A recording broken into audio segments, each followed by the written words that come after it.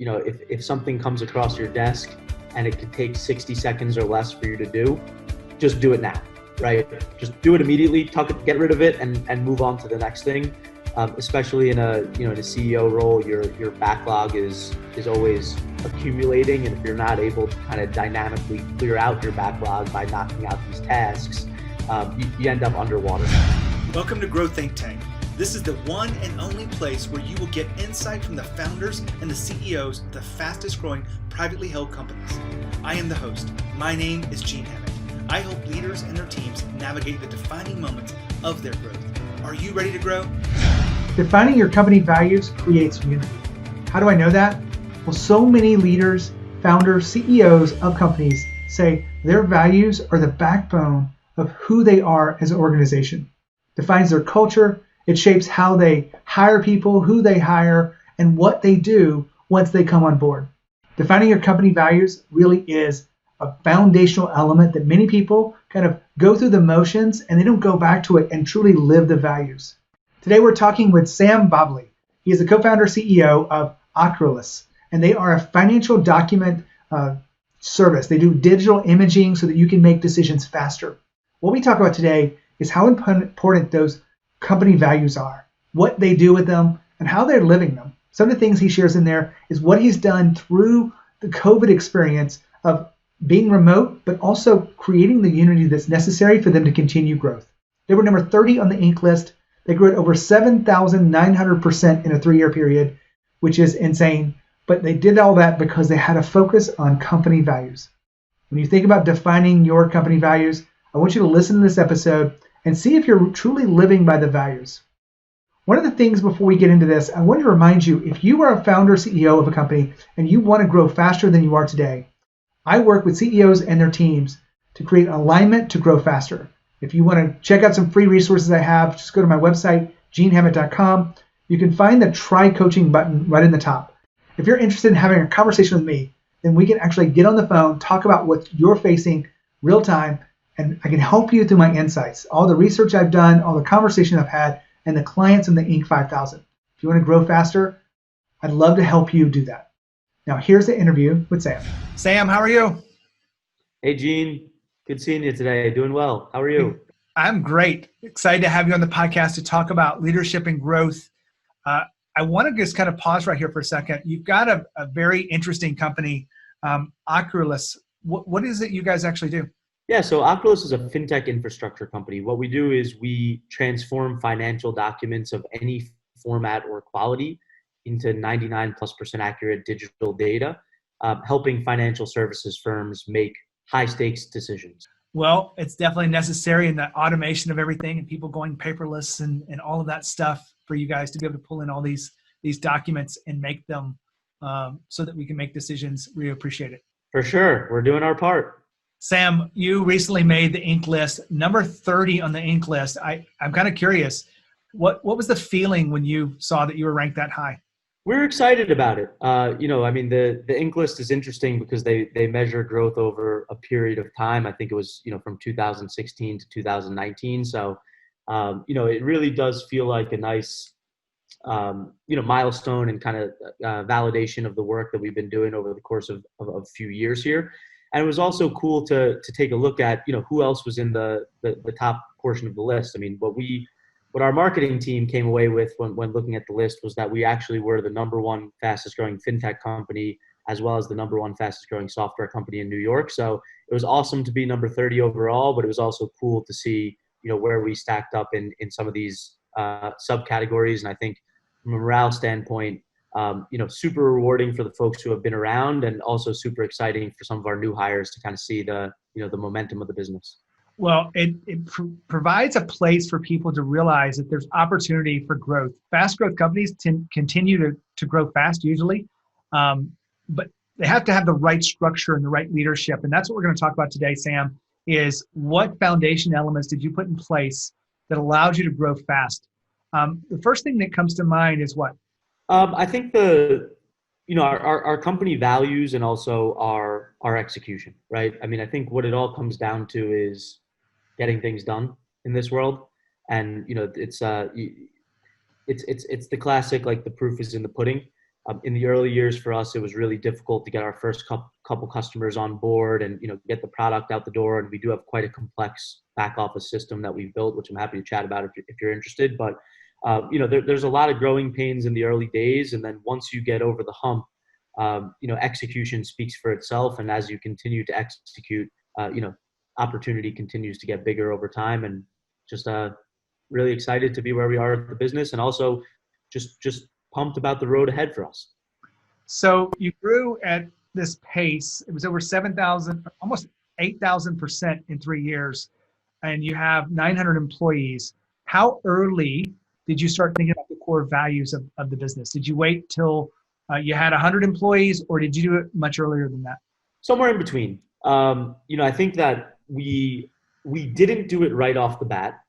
And again, the early days for us were challenging, right? It took us a year and a half to get our product out the door. Raising money when you don't have a product and you don't have revenue is extremely difficult. And we quite literally got hundreds of no's along the way. And we also, we improved the talent around our team, right? From our early team, one of the great things that we did was we surrounded ourselves with just excellent functional leaders who could help take the company to the next level.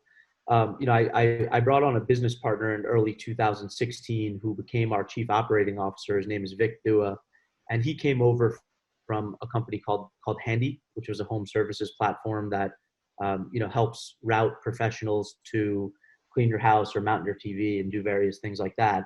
And for me and my co-founder, John Gersey, who was my high school buddy, this was our first rodeo, right? We started the company when we were 22 years old, and we kind of got tossed into the deep end. Bringing in Vic was awesome because he came from a place, a venture-backed company that kind of had seen some of the ups and downs and had experience building out company values and communicating those values to the team. So once we brought Vic in, he kind of kicked us in the butt and got us going on the company values. And I give him all the credit in the world for doing so, because it was a great push. And, from there, as we were able to launch our values and have them communicated to the team, simultaneously we were getting over the growth hump and were really able to execute and scale our revenue quite quickly. So every company goes through its challenges, but you had mentioned before he came in, you were focused on the work, which is very important as you had to create a product, right, that people wanted, but you also were feeling some things that were not right within the organization. Do you remember the feelings that you were having because you didn't have those core values? Yeah. I mean, I think, we had paying customers. We had a couple initial paying customers. But the phrase I use is that the back end of our system was like, quote unquote, made of sticks and straws, right? We kind of band-aided it together and got enough of an MVP out the door where customers could appreciate what we do and, could pay for the software. But we had a lot of work to do from an infrastructure perspective and a building perspective. And, I think that what we ended up creating from a values perspective centered around urgency and execution and, measuring and scaling up our back office and focusing on unit economics, that really helped us create the muscle from an operational and technical perspective to scale the business. I mean, me personally, I'm a salesy guy by nature. I love storytelling. I love talking to customers, talking to investors, talking to new hires and bringing them on board. What Vic helped us bring to the table and what I think our values really reinforced was the measurements on the back end and being really thoughtful about, getting product out the door, but also preparing for scale and building infrastructure that would allow us to, 100x our value. Now hold on for a second. Sam just talked about reinforcing the values. Here's one thing I know for sure. You must live by the values that you've set out. You must do this on a daily basis. You must have rituals around this. Some of those rituals are about recognition, some of them about rewards, some of them are just about the conversations you have that allow you to understand and unite together on what those values are. You get to share examples of who's living them. You get to talk about why they're not possible in certain situations and where there's some conflict inside the values. All that being said, it's a necessary conversation for you to reinforce the values across the company. And as a leader, it's your job to shape these experiences and encourage them as you see them going on. Make sure you do that anytime you can. Now back to Sam. When you think about your values, I want to go through them specifically, but before we do that, Is there anything that you guys do that you feel like has really helped you live the values every day? Because a lot of companies have those values on the walls, but how do you guys ensure that you're living it? Do you do something in your meetings? Do you do something on a regular basis? I think two things stick out when it comes to Ocrolus. The first is, leading by example. I mean, I think Vic and I have created a culture where people know that if they text or Slack or email or ping us, quite literally anytime, 365, 24/7, if you ping us with something important, like you're going to get a message back. And people appreciate that level of urgency, starting from the top, and it's contagious, right? Like, don't get me wrong. We certainly don't we don't require, nor do we recommend that people, check their Slacks at 11 p.m. or anything like that. But having said that, it's mind share, right? For me and Vic and the leaders around the team, like, we're thinking about the business around the clock and around the year. And people know that if they have something that they need feedback or responsiveness from us, they're going to get that instantaneously. And I think that really goes a long way in helping to, to ensure the values are understood team wide. And then the second thing is our product by its nature lends itself to the values. So, one of our values, which I think is somewhat unique, is, see opportunities, not obstacles, right? It's optimism, see opportunities, not obstacles. And one of the subcomponents of that is trying to partner with companies that may be perceived as potential competitors. Our product was designed in a way that we could partner with companies in the data extraction or document analysis world where, an investor talks to us and they say, hey, who are your competitors? What do you think of these 3 or 4 companies? And they're expecting us to say negative things about those companies and talk about how Ocrolus is better, where our approach always historically has been, hey, I think that could be a nice compliment to us. And here's how we might work with them. Here's how they could be interesting if we expand into a new market and take a little bit of what they have and mix it with what we have. So I think that concept of partnership is explicit in our product and the way we think about our product offering, and dovetails into a broader company initiative of having a glass half full type approach. Another one of your values is urgency. How does that play out as you're driving a fast growth company? So I guess, but not everything can be urgent. So how do you guys manage that? It's a good question. It's our subline there is today, not tomorrow. I got advice once from an awesome CEO mentor of mine who told me, if something comes across your desk and it could take 60 seconds or less for you to do, just do it now, right? Just do it immediately, get rid of it and move on to the next thing. Especially in a CEO role, your backlog is always accumulating. And if you're not able to kind of dynamically clear out your backlog by knocking out these tasks, you end up underwater, right? And that same concept applies to roles throughout the organization. And I think we've just created a culture where, hey, if something comes across your desk and it's a low-hanging fruit, get it done. We are also simultaneously, doing a better job of investing in infrastructure and long-term projects and things like that. And it's a balance.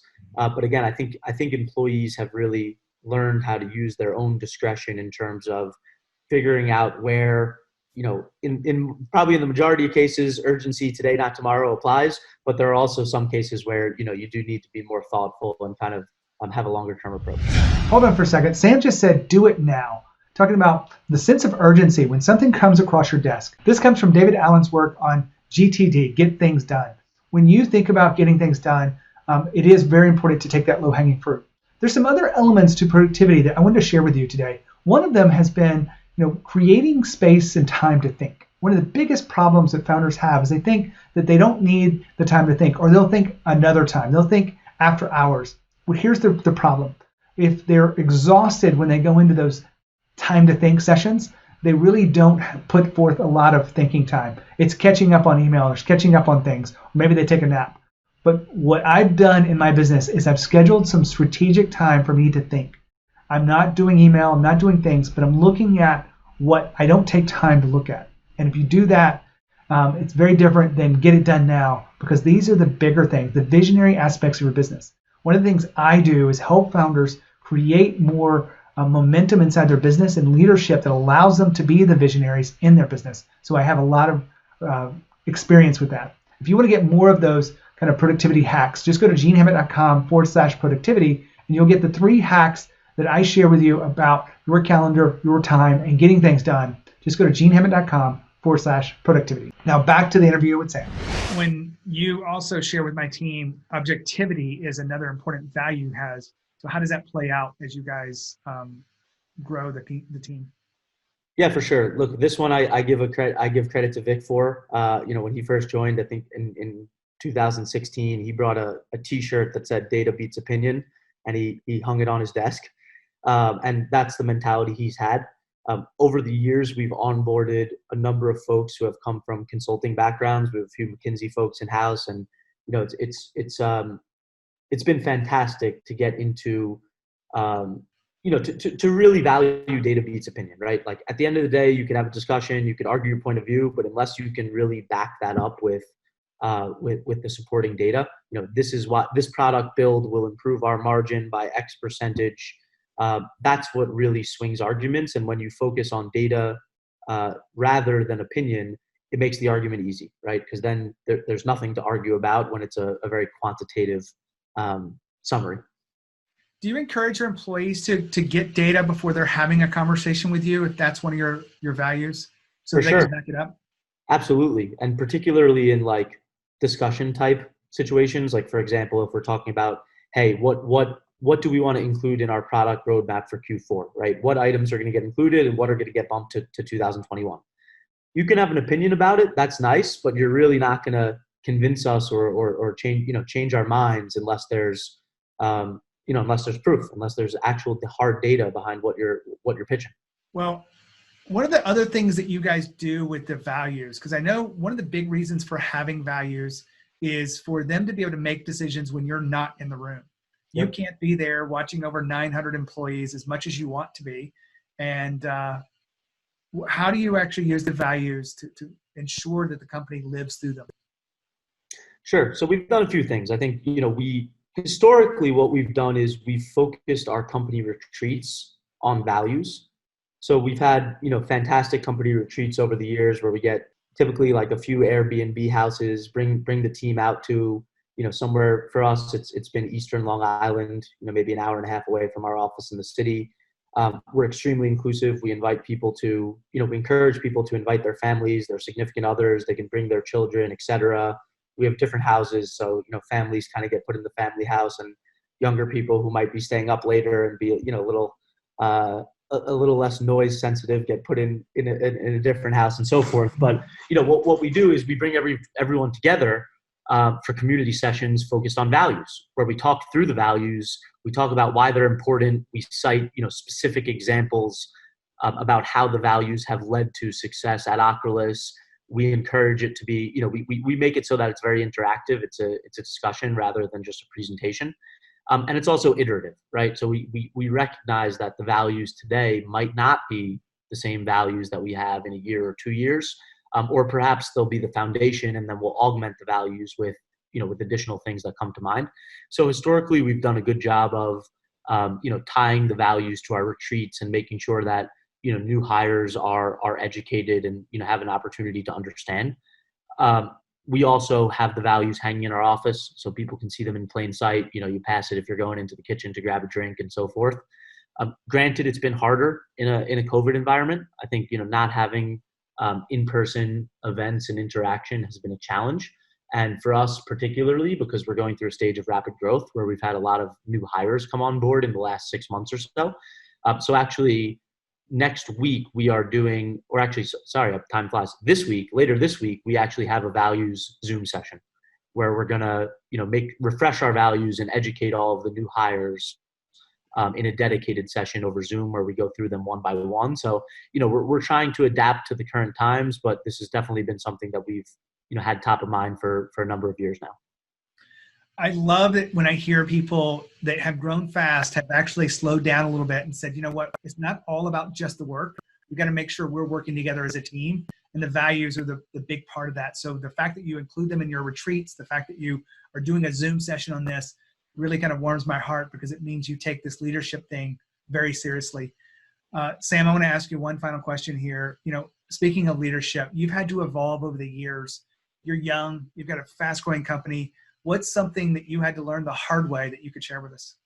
How much time do you have? Look, we made a ton of mistakes over the years, right? Like you have to make mistakes. I think the classic Nelson Mandela quote is, I never lose. I either win or learn, right? So when it kind of ties back to the optimism, see opportunities, not obstacles. I try to just reflect on my mistakes as learning opportunities rather than just, collisions and a crash course. There's been a ton of things we did, that I wish we could do better if we had a chance to do it all over again. I think just to kind of grab onto one, so starting with something we did well. Something we did well is pivot and focus the business. We saw a market opportunity for us in the fintech lending space. And although our product was applicable in accounting and insurance and healthcare and government and all these other areas, we really focused the business on fintech lending. And we said, we're going to be the best in the world at analyzing documents for lenders, right? So that was great. However, as part of that focus, we overdid it. So one of the things we did was we weighted industry expertise when hiring too much compared to stage fit and skill set. So, the concept was, are we going to hire like someone who's had experience at a Series A company and is a killer, in this specific area. However, they did this in a completely different industry versus someone who's a real subject matter expert in fintech. However, they don't, they're not really someone who comes from a VC-backed startup mentality and so forth. And we made that mistake a couple of times where we wanted to weight too much towards the industry expertise rather than trusting the person to learn about our business on the fly. And it was a big mistake. And, in hindsight, like even for me, my business partner, my co-founders, et cetera, we weren't fintech lending experts when we started this, and that's okay. We learned enough about the space over time to become experts. So, again, I think the summary here is weighting too much towards a niche industry expertise can really hinder a company instead of preparing for scale and focusing on stage fit. Well, I know we've all made mistakes in our journeys as entrepreneurs. So thanks for sharing that with us. I really appreciate you being here, Sam, talk about growth and leadership. My pleasure. Thanks for having me, Gene. Another fantastic interview in the books here on the podcast. We love serving you by creating content with founder CEOs of fast growth companies. Our aim here is to create the best content out there to help you grow as a leader and help you create growth inside your companies. If you want to make sure you stay on top of it, make sure you subscribe now to the podcast on whatever platform you want. If you haven't already subscribed on YouTube, do it now because I'd love to get you used to the content we have there. There's some special content that we only put on YouTube, so make sure you go check out now. When you think about leadership and you think about growth, think of Growth Think Tank. As always, lead with courage. We'll see you next time.